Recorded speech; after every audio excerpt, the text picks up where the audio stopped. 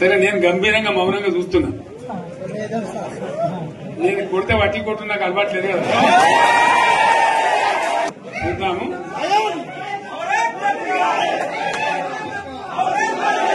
నా రోజులు కానీ అన్నట్టుగా నేను చూస్తా ఉన్నా. కానీ మనోళ్ళందరూ కూడా ప్రతిపాదిస్తున్న ఏంటంటే, ఒక సంవత్సరం జరిగిపోయింది, సంగమేశ్వర ఆన్నే పన్నది, బసవేశ్వర ఆన్నే పన్నది, పాలమూరు ఉత్పత్తుల పథకం ఆన్నే పన్నది, కాళేశ్వరం అట్లనే పెడుతున్నారు.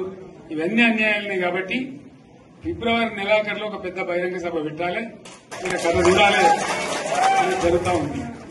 కాబట్టి మీరు కూడా పెద్ద ఎత్తున దయచేసి ఆ సభకు కదిలి రావాలి. చాలా దూరమే ఉండదు. ఆ రకంగా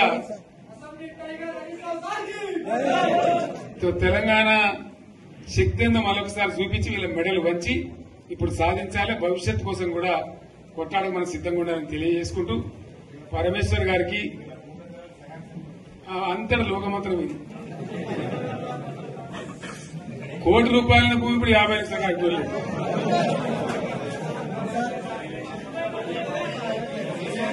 ఈ ఒక్కని బాధ ఒక ఆయన వచ్చింది, మన ఒక ఆయన ఒక 10 మంది వచ్చారు హైదరాబాద్కి. అందులోకి 2 ముస్లిం సోదరులు వచ్చారు. साहब शोक तबाह हो गया, इफलासी मुफलसी बच्चे क्या दबे होगा, तुम्हारा क्या हुआ बहन, तुम्हारा क्या हुआ, तुम हैदराबाद में तुम लोग हैं, मेरे कारोबार है साहब, मेरा छोटा मोटा कारोबार है, होटल भी है, 70% गिर गया है।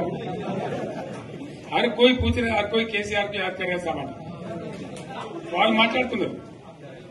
ఎక్కడి ప్రతి ఒక్కరు భూముల ధరలు పోయినాయి, మందు పోయినాయి, మసాలా అన్ని పోయినాయి. ఎంత మంచిగా 4 ఎకరాల రైతు నేను 4 కోట్ల ఆసనం అనుకుంటుండే. ఇంత ధీమా ఉంది, ఎంత బాగుంటే. హైదరాబాద్ నుంచి అడిగితే కూడా వచ్చి మనం ఇయ్యకపోతే భూములు డిమాండ్ పెరగానే అంత బ్రహ్మాండంగా మారుమూల ప్రాంతంలో కూడా 40 లక్షలు 50 లక్షలు ఎకరానికి ఉండే. అటువంటిది సగానికి సగం పడిపోయి మొత్తం నాశనం చేశారు. వీళ్ళు ఇట్లే వదిలిపెడితే ఇంకింత నాశనం అవుతుంది. కాబట్టి మనం కొట్లాడాల్సిందే. నేను ఇంకొక మాట మీకు చెప్తా. ఎలక్షన్లలో నేను మస్తుగా చూసిన 50 ఏళ్లలో పార్టీలు గెలితే ఓడతాయి. ఇంత మాయలు ఏడాది లోపలనే కాంగ్రెస్ పార్టీ దొరికితే కొడతాం రానంత గొప్ప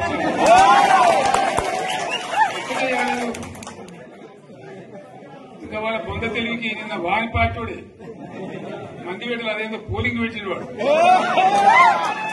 చూసినా మీరు?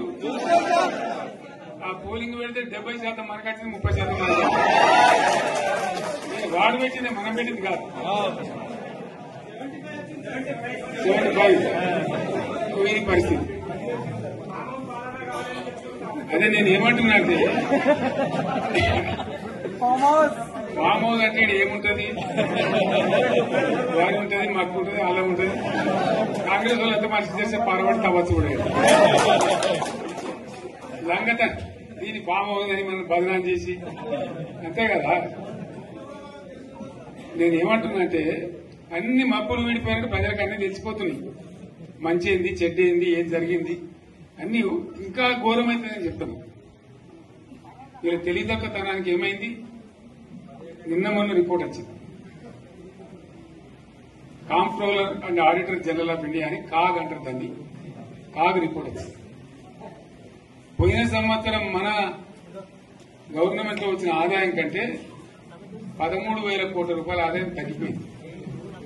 ఇంకా మార్చి పోయేవారికల్లా ఇంకో 3-4 వేల కోట్లు అవుతుంది. అంటే 15,000 కోట్ల ఆదాయం పోతుంది. మన గవర్నమెంట్ ఉన్నప్పుడు ప్రతి ఏడాది 15,000 కోట్లు పెంచుకుంటూ పోయింది. చెప్పేసుకుంటూ పోయింది. ఏడాది 10 నుంచి 15,000 కోట్ల ఆదాయం పెరిగేది మన టైంలో. అంత జాగ్రత్తగా మనం వ్యవహారం చేస్తాం.